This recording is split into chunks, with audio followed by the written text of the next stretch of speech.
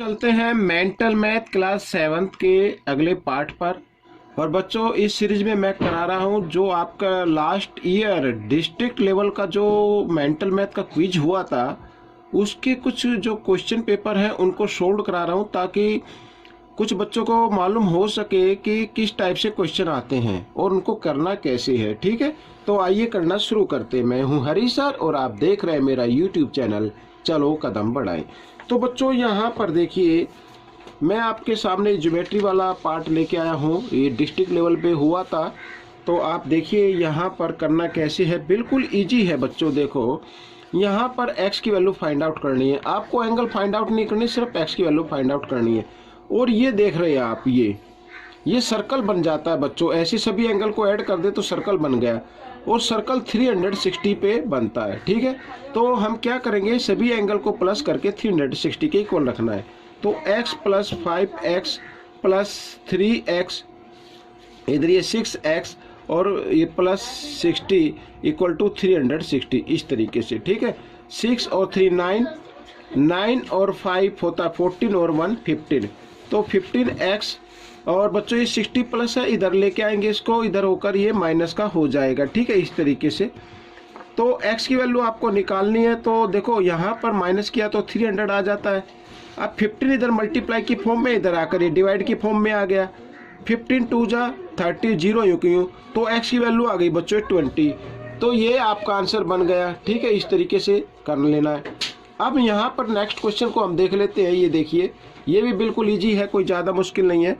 यहाँ पर बच्चों आपको मालूम होना चाहिए कि वन लाइन 180 डिग्री पे होती है। ये 180 डिग्री पे होती है, और यहाँ पर 3 एंगल बने हैं, तो इसका मतलब 3 एंगल का सम 180 के इक्वल होना चाहिए। लीनियर एंगल बोलते हैं इन्हें। ठीक है, आइए तो सबको हम कर लेते हैं ऐड, और यहाँ पर भी करनी है आपको x की वैल्यू फाइंड।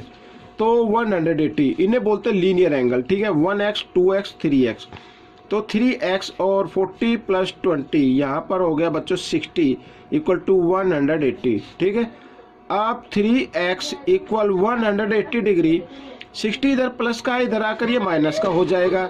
तो x की वैल्यू हमें फाइंड आउट करनी है। तो 120 और 3 इधर मल्टीप्लाई की फॉर्म में है, इधर आकर ये डिवाइड की फॉर्म में आ गया।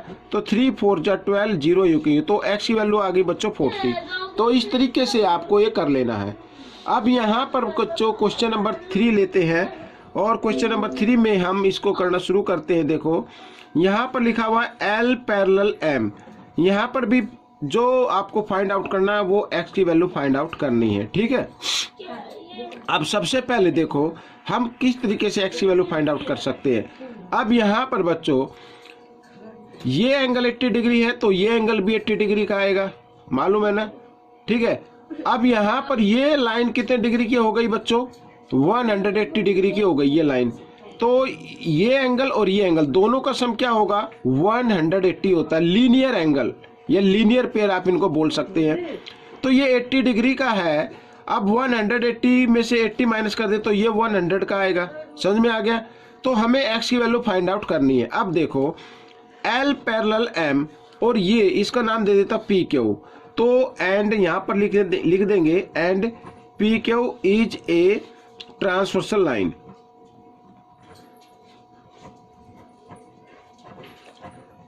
ये एक ट्रांसवर्सल लाइन हो गई।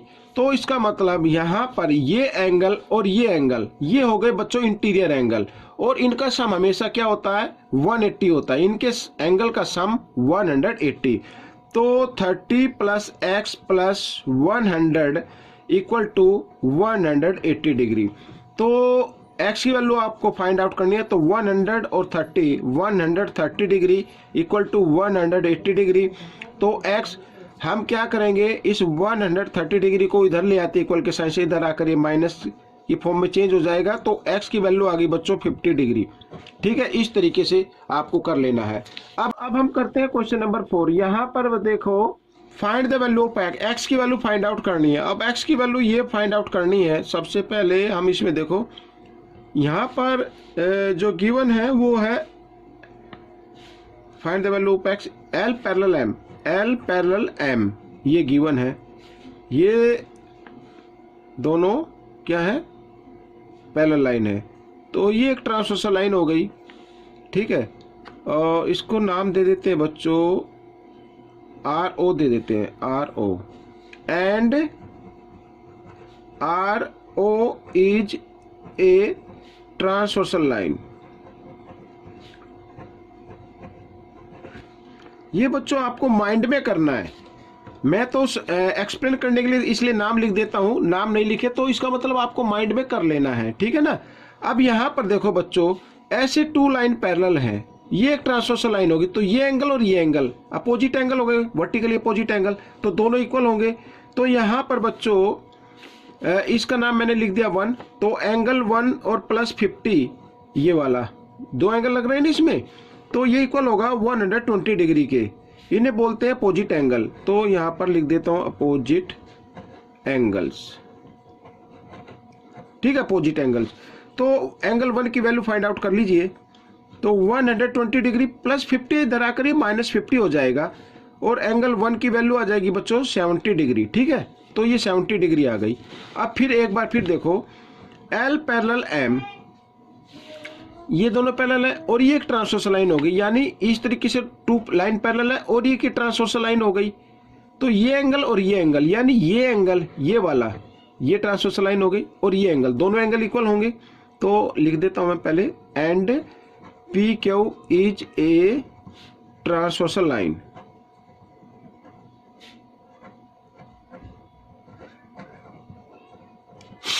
ठीक है, तो x इक्वल आ जाएगा बच्चों 70 डिग्री, इन्हें बोलते हैं अल्टरनेट एंगल।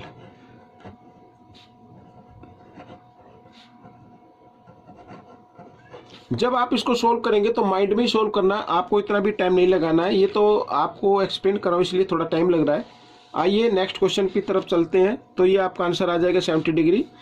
अब हम क्वेश्चन नंबर 5 में कर लेते हैं। यहाँ भी x की वैल्यू फाइंड आउट करनी है, ये फिगर आप देख रहे हैं।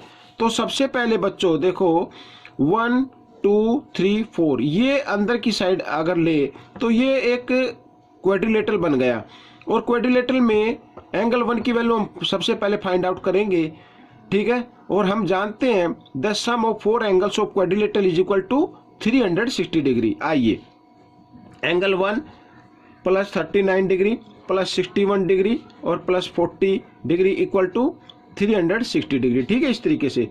तो एंगल 1 की वैल्यू निकालनी है आपको, तो यहाँ पर इनको ऐड कर लेते हैं। 61 और 39 होता 100, तो 140 आ गया बच्चों, 140 डिग्री इक्वल टू 360 डिग्री, ठीक है। तो एंगल 1 यहाँ पर 360 डिग्री और 140 इधर प्लस है, इधर आकर ये माइनस का हो जाएगा। और माइनस किया तो देखो 0 में से 0 0 आ जाएगा, 6 में से 4 माइनस करेंगे 2, और यहाँ पर 3 में से 1 माइनस होगा तो 2, तो 220 डिग्री का आ गया बच्चों, ये एंगल आ गया 220 डिग्री का। अब सबसे पहले बच्चों देखो यहाँ पर ये एंगल और ये एंगल, एक सर्कल बन गया ना, सर्कल होता है 360 डिग्री पे, तो x की वैल्यू हमें निकाल लेनी है। तो यानी एंगल 1 और प्लस x अगर इनको हम ऐड करें तो 360 के इक्वल आना चाहिए, क्योंकि सर्कल बन रहा है।